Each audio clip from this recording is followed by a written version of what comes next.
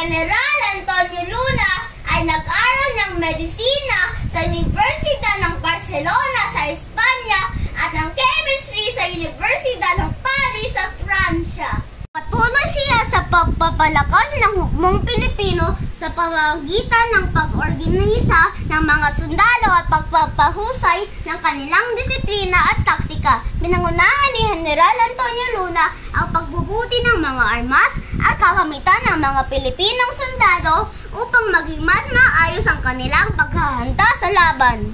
Pinangunahan din niya ang mga laban sa mga Amerikano at ipinakita ang kanyang malalim na kasanayan sa taktika na nagpatibay ng moral ng mga Pilipino. Pinaglaban ni General Antonio Luna ang kalayaan ng bansa at hindi nag-atubiling magsakripisyo ng kanyang buhay para sa bayan. Nagtayo siya ng mga depensang estruktura at pinag-iktin ang seguridad ng mga pook na nasasakupan ng mga tropa, kaya naging mas mahirap para sa mga kalaban ng maghimasok.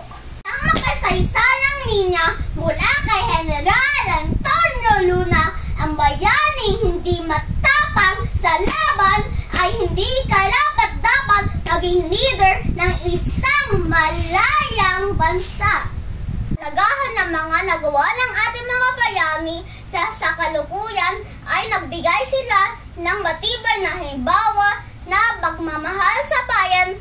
Ang kanilang mga sakripisyo ay nagtuturo sa atin ng kahalagahan ng tapat na paglilingkod at wagas na pag-aalaga sa ating kalayaan at soberanya. Muli ako si General Antonio Luna. Maraming salamat